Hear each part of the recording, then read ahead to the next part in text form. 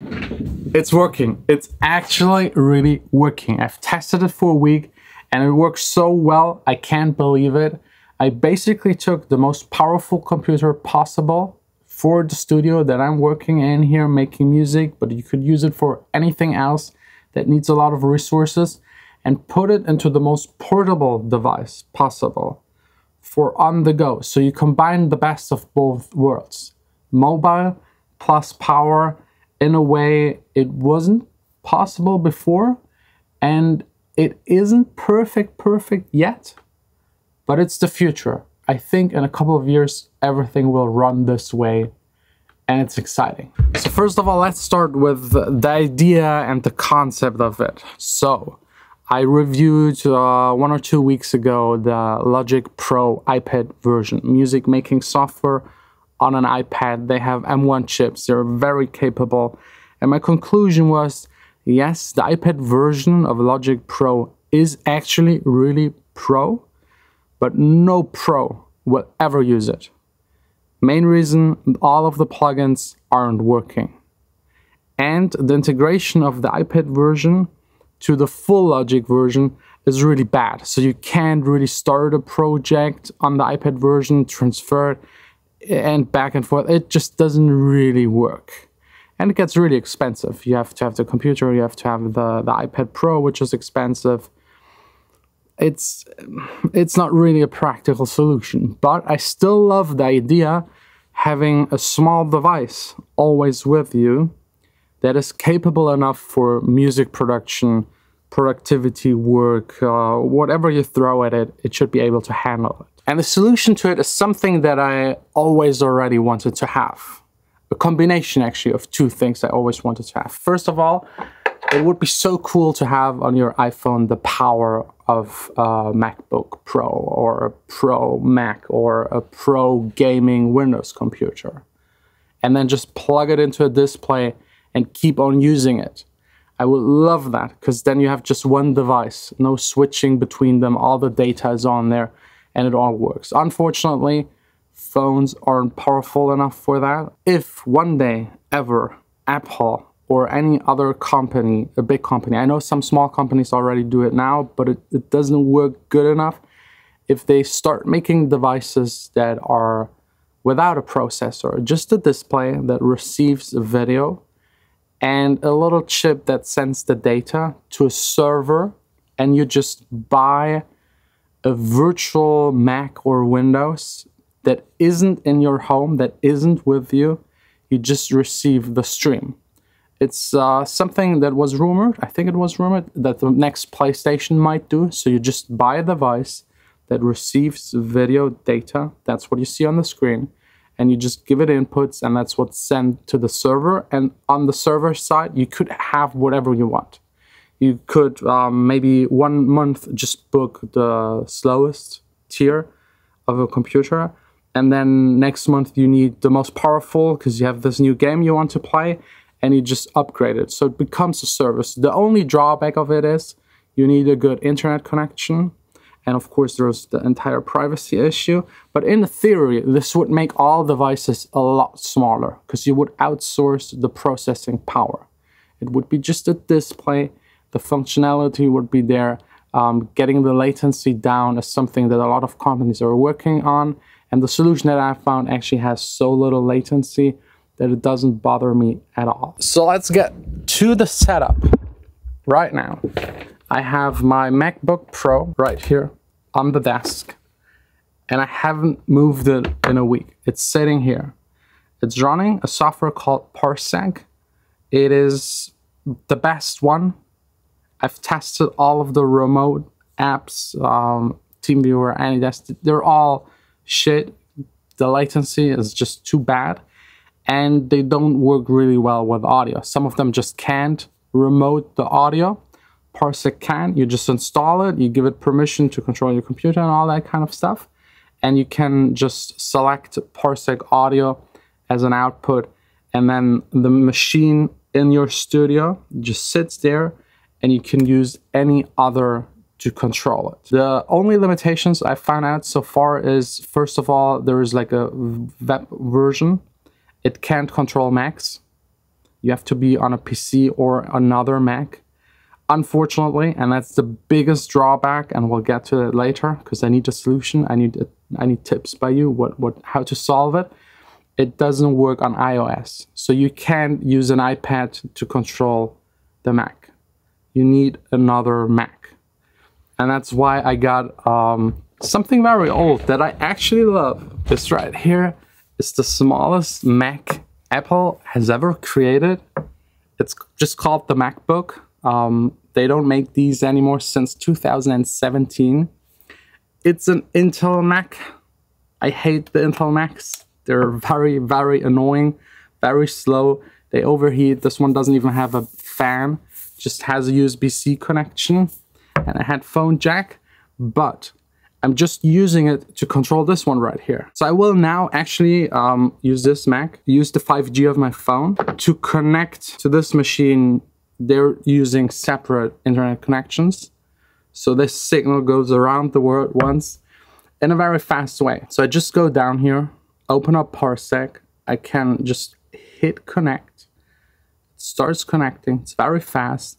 And what you see right now, that's the login screen to my Mac Pro. I just type in my password. There it is. You just saw me hitting it, and like it's really fast. Okay, I'm excited. This is so cool. Let's open up Logic. Let's check the delay. I'll open up the keyboard, select a synth. So again, just for you to understand, this one is sitting here over the internet, sending audio and the screen video feed through this machine right here.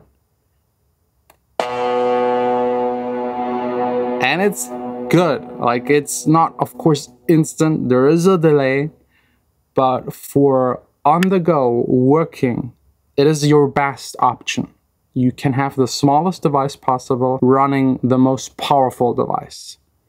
There are a ton of advantages, but also some disadvantages that I would love to let you know, just in case you want to try this out. Also, this setup is amazing for collaborating. You could control with someone else together their computer, or you could even share with your band colleagues one computer that sits somewhere and everyone can access and work on the projects. Because sending a project from one computer to another with like music production and other like higher end software, it just doesn't work. There is always something not running really. You can change it to a window mode, sound on and off, use different codecs. You can also force the program with a little piece of code. It's very simple to do. You just copy paste it. You can force it to use another bit rate for the audio.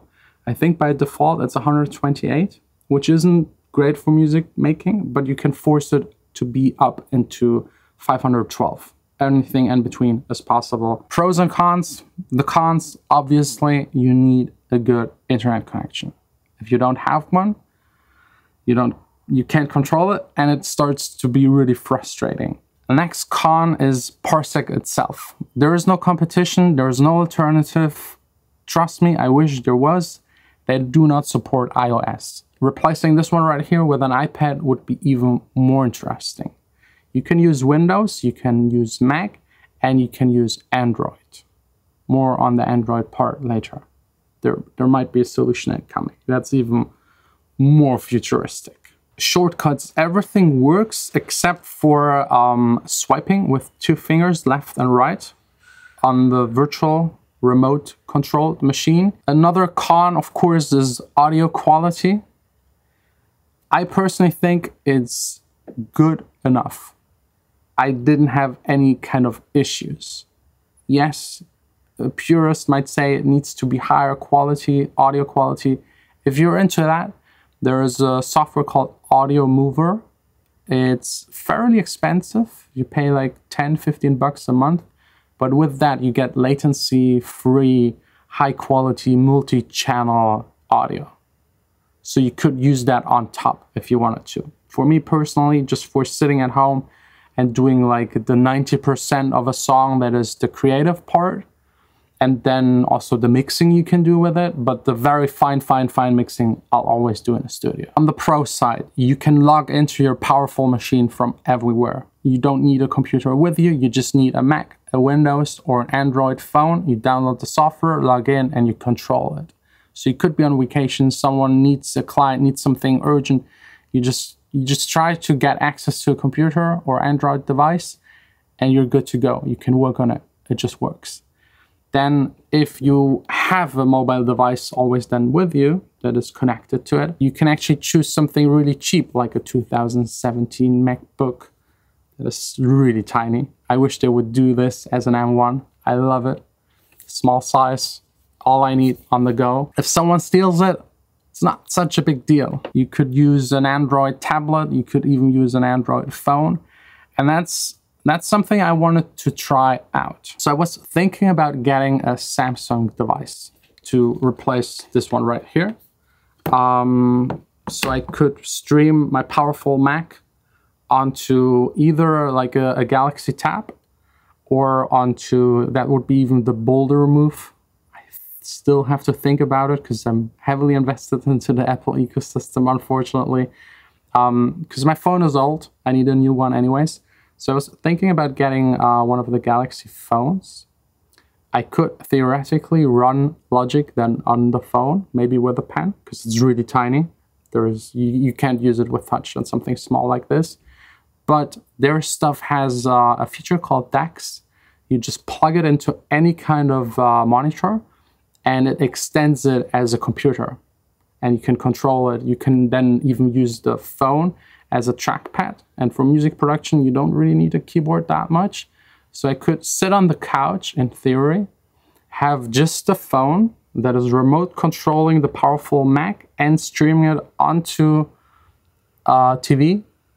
And just, I mean, that's kind of cool. I'll definitely have to give it a try. I'm just not sure if I should go with like a Samsung phone or tablet. Maybe the Z Fold. That would be cool, because that thing has a screen that is actually barely big enough to use Logic on it with a pen. That would be cool, like having in your pocket always a machine with all of your musical projects. I just need headphones. I could sit anywhere where I have a good connection and just work on music. I love that. I love that flexibility. Again, I think it's the future. Let me know what you think about it. That's it. I'll keep you updated. There will be part 2, trying out different devices. I'm excited because I have to say, Apple, I'm disappointed. There are other companies doing way more exciting stuff. Back in the days, Apple used to be the company that is doing exciting stuff. Right now, not really, except for the goggle thing, but I don't know what to think about it. Anyways, that's it. See you again, part 2 in a week. I'll test it. I'll let you know how it works. See you soon.